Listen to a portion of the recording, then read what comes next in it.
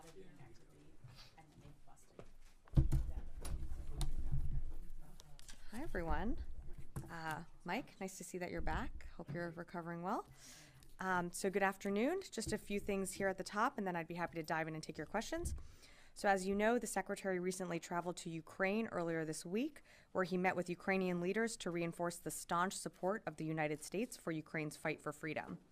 While there, he met with President Zelensky and Minister of Defense Umerov and other leaders to receive an update on the situation on the battlefield in Ukraine. Additionally, during his trip, the Secretary announced the 51st tranche of equipment to be provided from DoD inventories for Ukraine since August 2021. Valued at $100 million, this package includes additional air defense capabilities, artillery ammunition, anti-tank weapons, and other equipment to help Ukraine defend its sovereign territory and fight for its freedom from Russia's ongoing war of aggression. And on the heels of the Secretary's visit to Ukraine, tomorrow the Secretary will virtually host the 17th meeting of the Ukraine Defense Contact Group, further reinforcing our commitment to Ukraine along with our more than 50 allies. The U.S. will continue to work with the coalition of allies and partners to provide Ukraine the capabilities it needs to defend itself, which is why it's also critical that Congress take action to support Ukraine by passing the supplemental funding request. Switching gears to developments in the Middle East, I can confirm an attack last night by Iran-backed militias using a close-range ballistic missile against U.S. and coalition forces at Al-Assad Air Base in Iraq, which resulted in several non-serious injuries and some minor damage to infrastructure. Immediately following the attack, a U.S. military AC-130 aircraft in the area conducted a self-defense strike against an Iranian-backed militia vehicle and a number of Iranian-backed militia personnel involved in this attack. This self-defense strike resulted in some hostile fatalities. And since I know you'll ask, U.S. forces have been attacked approximately 66 times since October 17th, 32 separate times in Iraq, and 34 separate times in Syria. U.S. personnel have sustained approximately 62 injuries, but this does not include any injuries from last night's attack, as they are still being evaluated. And with that, I'm happy to take some questions. Tara, do you want to start us off? Yes, thank you. So we'll start with the strike. Sure. So this retaliatory strike seems to be the first since these hostilities began where there were people as targets instead of infrastructure or a weapons storage facility. Can you provide any details about why these specific militants were targeted? So I wouldn't say that I was, well, let me take a step back. The militants were targeted because the AC-130 was able to determine the point of origin from where the close-range ballistic missile was being fired upon or fired to the base. So they were able to take action because they saw the militants. They were able to keep an eye on the movement of these militants as they moved into their vehicles, and that's why they were able to respond. I wouldn't say this is the first time we have responded. Again, we don't read out every single time that how a certain system or capability takes down a drone or rocket attack. We have had other cases where we have responded in retaliation when we were able to identify the point of origin. So it's not our first time, but it is just something that has been, of course, publicly reported, and so wanted to make sure that all the facts were out there. So, okay, just to pull on that, Sure. I have one other topic. So you said it's not the first time that you've responded, but I think the building's been, you've announced basically all these other strikes, and you've said it's been a weapons storage facility or a training facility, and if people have been killed, it has been kind of because of the strike, not because they were being targeted specifically. So you're not saying that like these specific militants were targeted? Do you have any idea who these militants were? We know that these are Iranian-backed militia members, but again, just to differentiate, we have taken 3 strikes in self-defense, but those were pre-planned. So it's just a little different here in terms of the nuance of how we're talking about this self-defense strike that we took. What was it? Early morning, I think, our time, Eastern time. We were able to identify the point of origin of these attacks because an AC-130 was up already in the area and therefore was able to respond. We do, of course, read out any retaliatory action or self-defense strikes that we take, but just want to sort of put these into separate buckets as we talk about them. So this is the 4th time there's been a retaliatory strike. Yes, but again, it wasn't planned. So we were able, there was an AC-130 up in the air that was able to identify the point of origin and was able to respond. And then just separate topic, as these negotiations for hostage release continue, part of what has been negotiated is that there might be a pullback of any surveillance. Does this include U.S. surveillance systems with the U.S. pull back its drones? Yeah, I think you saw the president speak to this earlier today, that while we are certainly heartened by the way the conversations are going, there's still not a deal reached until there is one. I'm just not going to get ahead of anything that we will or won't do when it comes to ISR or anything that we are doing when it comes to hostage recovery. You know, we're assisting with that from the embassy, of course, but I just don't have more details and definitely don't want to get ahead of any deal that might happen. But whether or not it's part of it, is that one of the options? I'm just not going to get into further details on that. Yeah, Rio. Thank you, Sabrina. On North Korea, does the Pentagon confirm North Korea has successfully placed a spy satellite into orbit? We are aware of the DPRK's launch of a space launch vehicle and are consulting with ROC and Japan, as well as other regional allies and partners. So I can confirm that we are aware of that, but we're still assessing the success of the launch. So how much do you assess the new spy satellite would potentially enhance North Korea's military capability? Does that require more U.S. military assets in the region? Well, I'm not going to speculate because we don't also know if it was successful. So again, this is something that we continue to work with our partners in the region, with ROC and Japan, to continue to assess. We know this is another example of destabilizing action in the region, and we, again, just reiterate our very firm commitment to the Republic of Korea and Japan, but how it's going to affect the DPRK's military capabilities, I just wouldn't be able to speculate on that. Yeah, Idris. You have carried out retaliatory strikes in Iraq since October 7th. Since October 7th. Or you mean since October 17th? Yes, October 17th. We have, well, as you know, well, again, trying to parse out the two buckets. Syria, obviously. But you've also done Iraq prior to yesterday night. I don't have the exact details of all the responses that we have done, whether if it was in Syria or Iraq. For the 3 strikes that we have announced, those were all in Syria. For the one, again, that took place early this morning, we had an aircraft that was able to identify where the close-range ballistic missile was being shot from, and therefore we were able to take action. Is that the first in Iraq, though? I would have to take that question. I don't have the answer to that. Just a separate question. The French have now sent 2 warships to provide medical assistance to those in Gaza.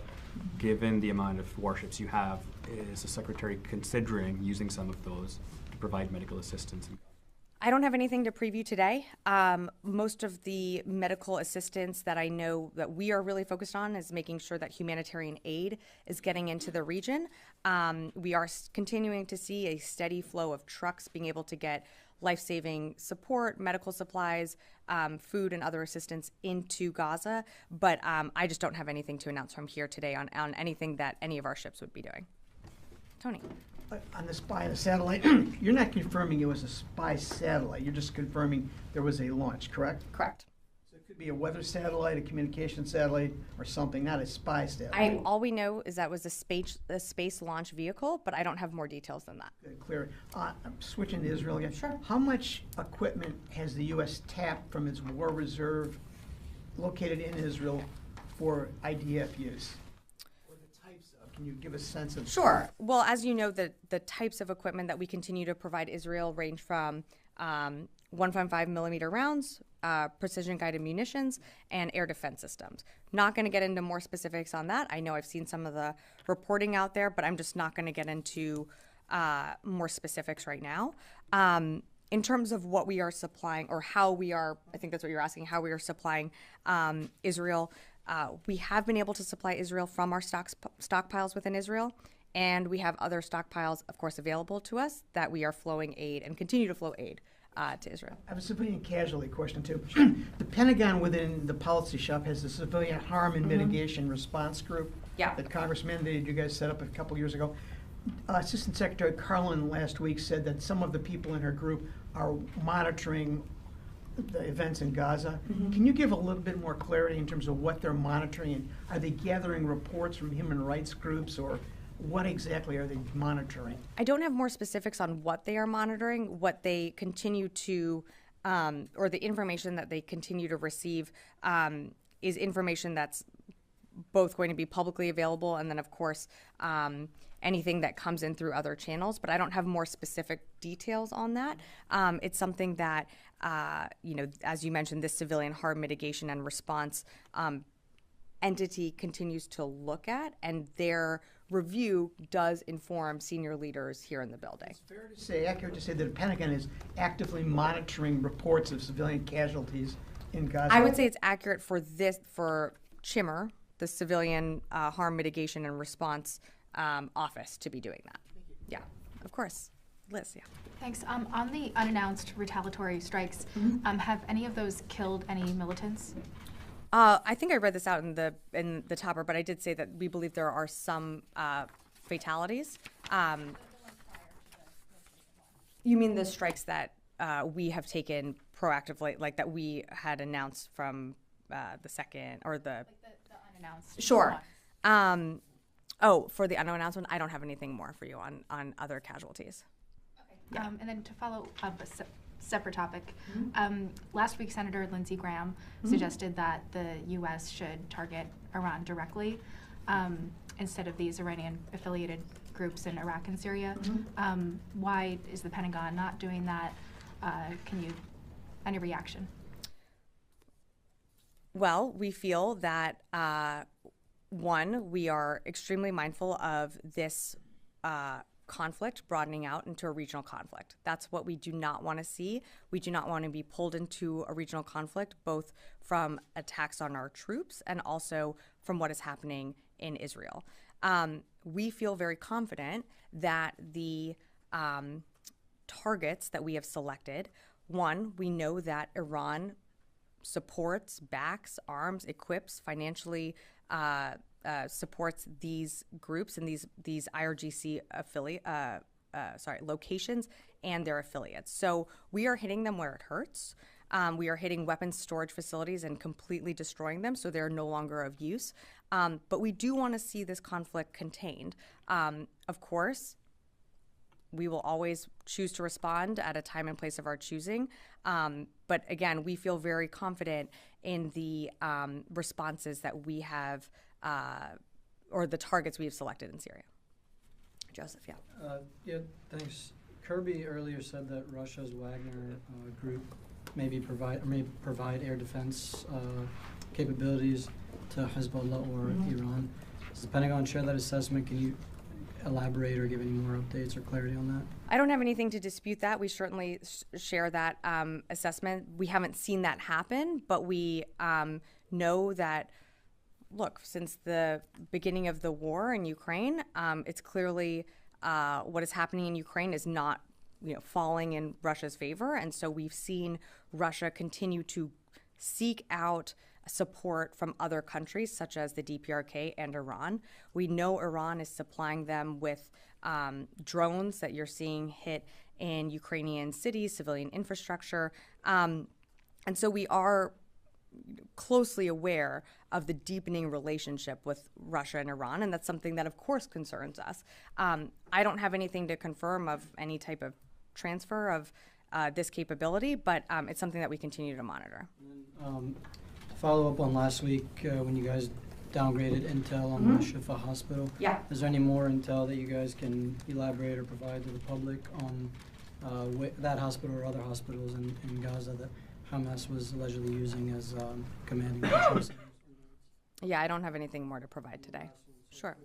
Today, 2 journalists were killed in Lebanon. I think marks 3 or 4 that have been killed by the Lebanese army said it was an Israeli strike. Any comment or response? I've seen that reporting, and I know you've asked me about this before, and of course that is awful. We certainly don't condone the targeting of journalists who are covering this war, who are doing their job by reporting. I don't have more information in regards to what the strike I think that you're referencing, but I have seen those reports, and again, just blanket condemnation of any journalists that are doing their jobs on the front lines, reporting on what is happening on the ground in Israel, in Ukraine, wherever it might be. Of course, we don't want to see journalists being targeted like that. Yeah, Fadi.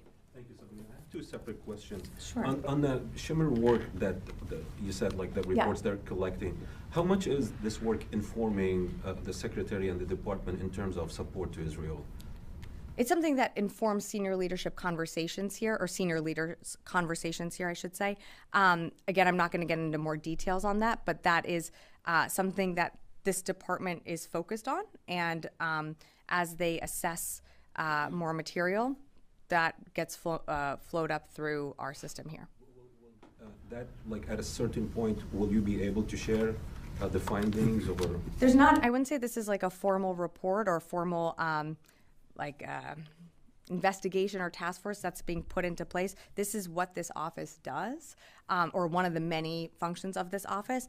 And, we're grateful to have it, and it does inform our thinking as, of course, we engage with the Israelis and frankly, all of our partners and allies in any type of situation. So that this office adds incredible value, not just for the U.S., but other circumstances around the world. And finally, sure. Before the land invasion of the northern parts of Gaza, there's been lots of discussions between this department and the Israeli forces about civilian harm mitigation, how to sharing experiences from other wars.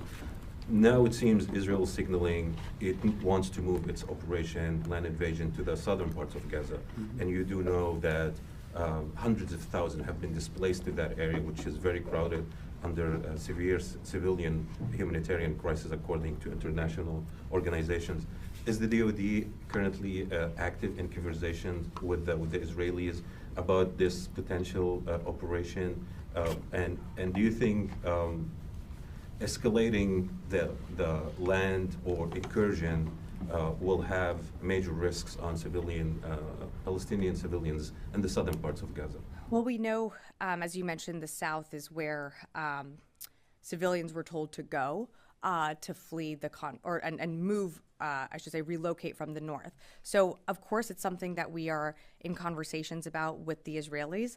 It is their operation, and it is something that they will have to speak to. But absolutely, we are having conversations with them. The Secretary, I believe, just had another call or is going to have another call with Minister Gallant today.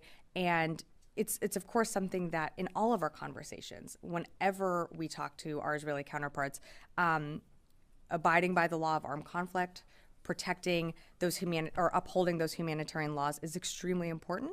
And that's something that you continue to see reiterated in our readouts as well that we post online. Great. I'm just going to go to the phones real quickly here before I forget. Haley, CNN, I believe you were on the phone. Yeah, hi, thank you. I'm wondering just a couple of follow-ups on the attack last night. Is this the first time that we have seen a ballistic missile used in this way? And then is this also the first time, I know you're saying that we've had these kind of responses previously when we know the point of origin. Is this the first time that we know that hostile forces have been killed, or has that happened in the past? Thanks, Haley. So in terms of your first question, was this the first time that a close-range ballistic missile was used? Yes, this is the first time since October 17th, when these attacks started on U.S. forces. This is the first time that this type of munition was used against U.S. forces. And then on your second questions, in terms of casualties, I believe this is the first time that we are assessing that there were some casualties. But I just don't have more information on any other additional retaliatory strikes we've taken in the past. Okay, great. I'm going to go to Jeff Shogel, Task and Purpose. Thank you. Can the DoD provide any more information about what exactly is this close-range ballistic missile? Also, can DoD say why the AC-130 had its transponder on while conducting the strike, allowing flight trackers to follow it in real time? Thanks, Jeff, for your question. I'm sorry, this is going to be very unsatisfactory, but I cannot provide any further details on either of your questions. And last one from the phone, Heather, USNI. Hi, thanks so much. Two questions. So first, we heard that the secretary extended the Ford's deployment. I wanted to see if you had any extra details on that. And second, last week you referred to the the Gaza Health Ministry with some skepticism when talking about the numbers. And I was just wondering if the DoD is treating the Israeli intelligence with the same skepticism it's treating information that comes out of Gaza. Thanks, Heather, for your question. In terms of the Ford deployment, she remains on station. I have no announcements to make on her movement. When the secretary feels that the Ford is ready to rotate out, we will certainly let you know. But at this moment, she remains on station in the Eastern Med. In terms of your second question, I think it is important to remember that the health ministry in Gaza is in fact run by Hamas. So we cannot independently verify the casualty numbers from a U.S. source at this time. Again, with anything when it comes to intelligence, of course, the United States always seeks to verify information on our own and through our own sources and methods. But we do see the public reporting out there. Again, it's just to caution as people report on these numbers that this is the Hamas-run health ministry, and so we cannot independently verify these numbers. Great. Yeah, Janie. Thank you, Sabrina.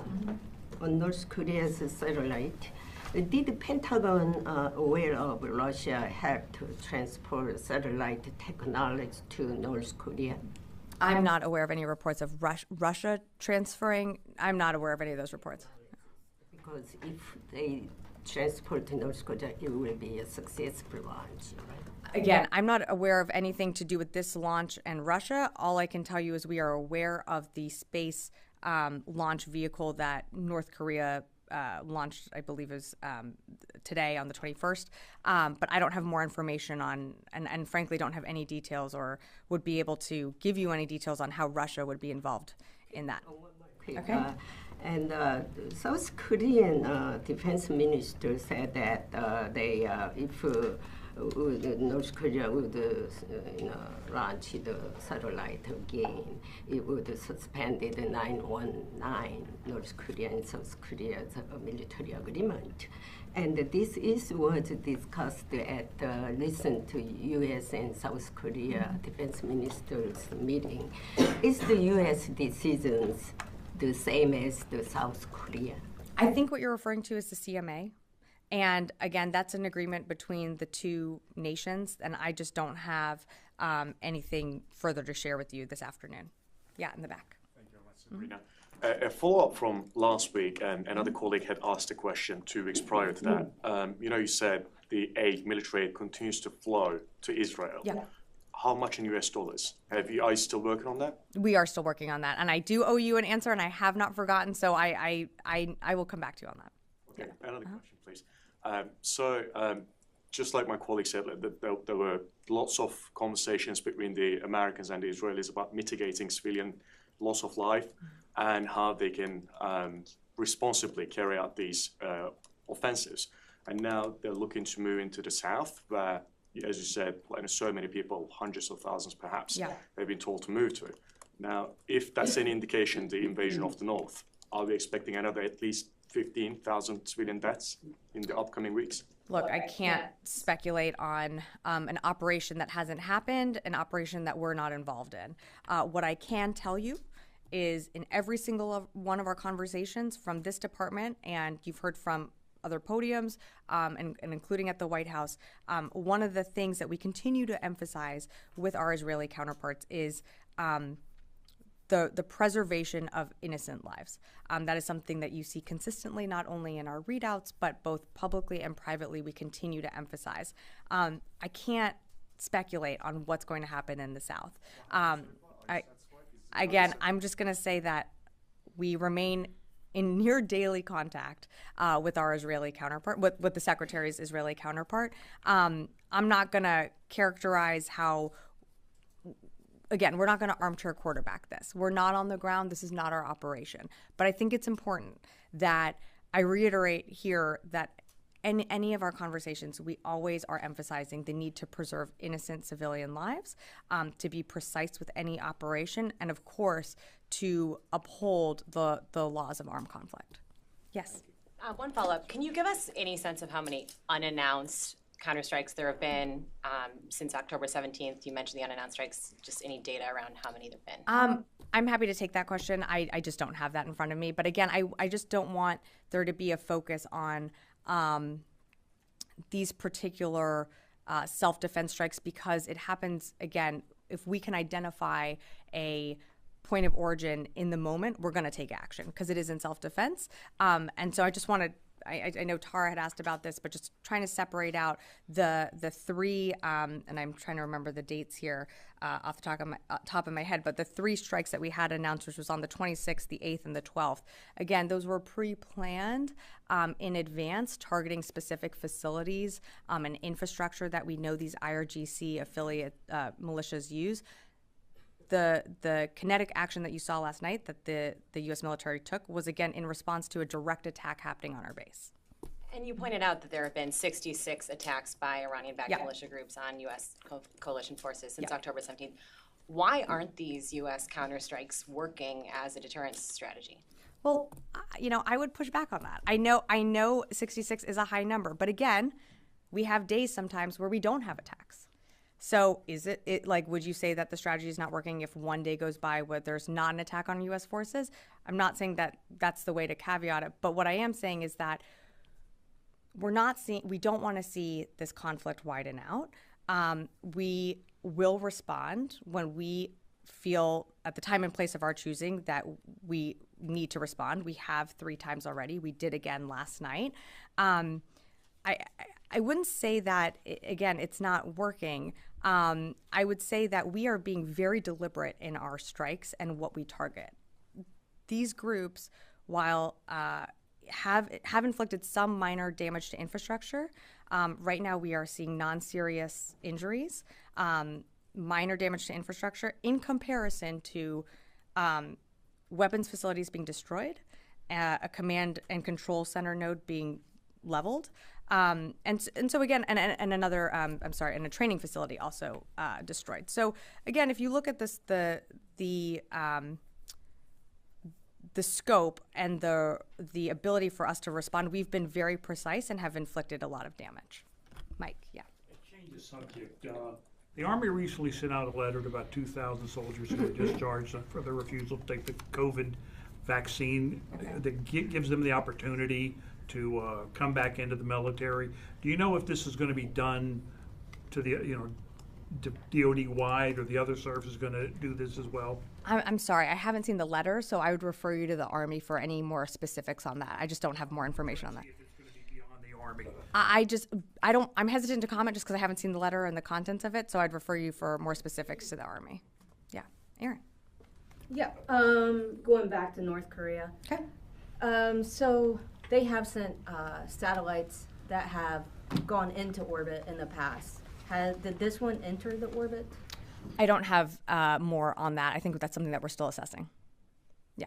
Tom. Hi, thanks, Sabrina. 2 questions. One, both to clarify for me. The kinetic action last night, the gunship was already in the air. Correct. Okay, thank you. And on what Mike was asking about the letter that may have gone out to others to get back service personnel, there's been reports that the action by the Pentagon was illegal because the COVID vaccine had not yet been approved by the FDA. Have you heard anything about this? I'm sorry, I have not. Okay, thanks. Yeah. Brandy. Yeah, thanks, Sabrina. Just a quick follow-up on the North Korea satellite. Have you guys assessed specifically if it's a military satellite at this point? Nope. All I have for you is that we know is a space launch vehicle, but that's all I have. Yeah. Chris, yes. Thanks, Sabrina. On the matter in Gaza, of course, the whole Gaza Strip is one of the world's mostly densely populated areas. And with the people going southward, the population density is increased even more in the south. So I know you said like it's not our operation, but it's your weapons that the Israeli government is or the army is using there.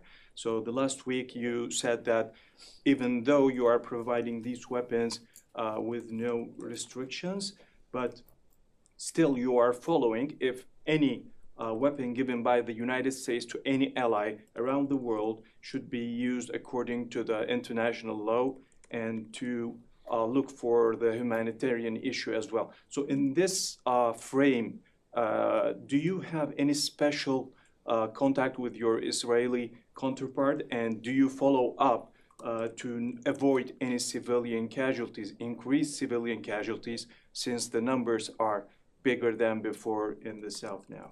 Yeah, so thanks for the question. And there's, I think, two in there, so just taking them apart. Again, with any partner or ally that we give or we supply our military weapons to, we expect them to follow the laws of armed conflict that we ourselves do as well. We expect them to uphold humanitarian laws. So when I think you were paraphrasing a bit of what I said, while we don't put conditions on how they are used, we do expect them to be used in accordance with how we would use them as well. And so I think that's an important distinction to make. And then I think your second question was on the population and the potential operation that could happen in the South. If I'm using these weapons there on a higher density population in the South could create a bigger risk than before. So right. Sorry, that's right. That's not something that we want to see, of course. We want to see, we know that there are innocent civilians that have moved from the north into the south of Gaza, seeking refuge, seeking security. And so, again, it's something that the Secretary continues to speak with Minister Galan about the need to protect innocent civilians. And again, I don't want to get ahead of anything. We haven't seen an operation happen. We haven't seen exactly what this could look like. So I think it's prudent to just I don't want to speculate on anything that could happen in the South, but I think it is important to remember that in all of our conversations with the Israelis, we are absolutely reiterating the need to uphold humanitarian laws and the law of armed conflict. But the risk is there. So do you contact them before something happens, or you're going to watch? We do not control, and we are not embedded in their operations. But I think it is important, and I know I've said this before, but I think it's important to remember that Hamas uses civilians as shields to conduct their own operations and to hide their command and control centers, to hide ammunitions and weapons depots in highly populated civilian areas. So again, while we are going to continue to still have conversations with our Israeli counterparts about the need to protect and preserve innocent lives, we can't forget that Hamas is putting innocent people at risk. Matt. Thank you, Sabrina.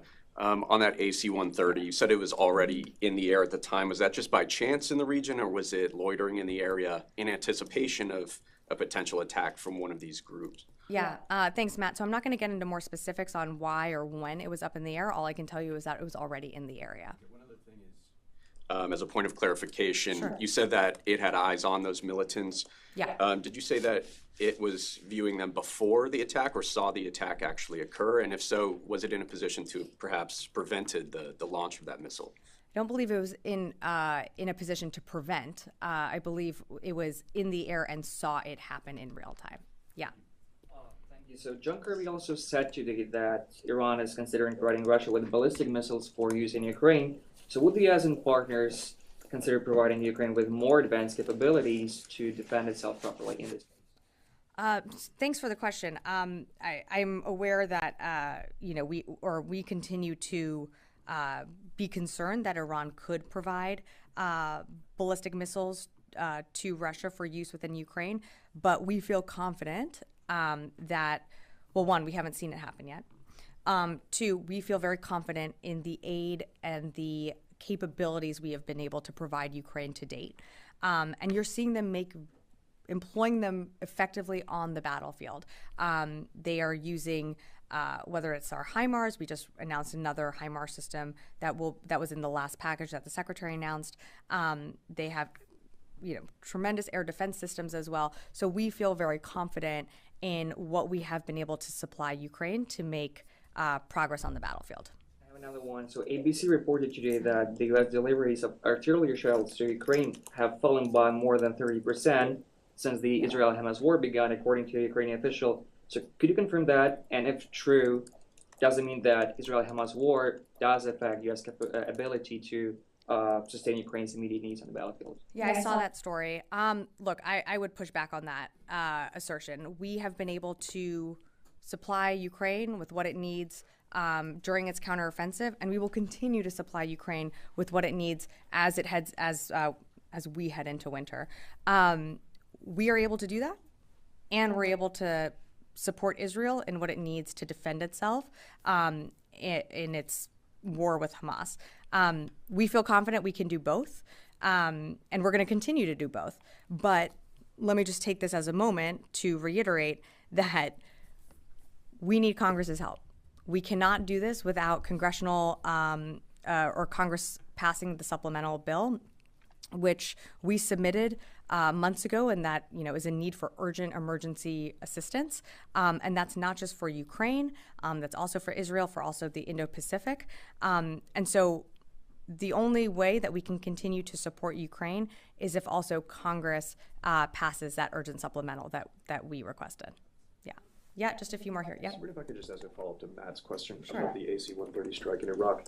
Was the aircraft in the air because of any indications of a potential threat to U.S. personnel in the area? Yeah, I appreciate the question, but I just can't get into any more further details on that. Yeah. The department ruled out any preemptive strikes on Iran-backed militias in Iraq in order to prevent or to defend U.S. personnel against an imminent attack. We have not taken anything off the table or ruled anything out. That's something that is a decision that the secretary makes and recommends to the president, who of course makes the ultimate decision. We have a range of options. We know that, of course, these groups have targeted our forces in both Iraq and Syria. We feel right now that we have taken appropriate action to decimate some of their facilities and some of their weapons. But again, we always reserve the right to respond at a time and place of our choosing. These strikes last night by the U.S., that did not go all the way up to the White House for approval. That was in direct response to attack happening on the base. So as mentioned, the AC-130 did observe the attack and was able to take immediate action. That's something that at a commander level, of course, if you're under attack and you're able to respond, that's a decision that can be made at that level. Constantine. Just a quick follow-up on the Ford. I mean, it looks like the ship is going to be will have been on deployment for about 7 months at this point. Is there a maximum length of time that the Secretary is willing to keep the Ford on station and deployed? Again, I don't have anything for you on that right now. It's the Secretary's decision. He will make that when he determines that it's time for the Ford to come home. Right now, she remains in the Eastern Med and will be there until he decides that she needs to come back. Okay, Janie, I can take one more, and then I gotta wrap up. Thank you so much, Sabrina. Do you think North Korean satellite launch is a violation of the UN Security Council resolution? Yes, and the NSC, I believe, put out a statement saying that as well. We've said that before from the podium. These launches, again, are destabilizing. They violate UN Security Council resolutions, and I'll just leave it at that. But before I wrap, did you have a question? Okay, great. Before I wrap, just two things. Want to wish everyone a happy Thanksgiving. I know that it's been a busy few weeks, and so I know this department is incredibly grateful for our service members serving abroad, our civilians also serving abroad, and their families as well. Thinking about them during this Thanksgiving holiday, and I hope all of you have a great Thanksgiving.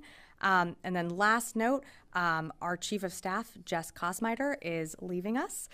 She will be going to the NSC, and so it is very sad that we are seeing her leave, but she's off to big things, and I'm sure you'll be working with her over there. And with that, I will wrap up.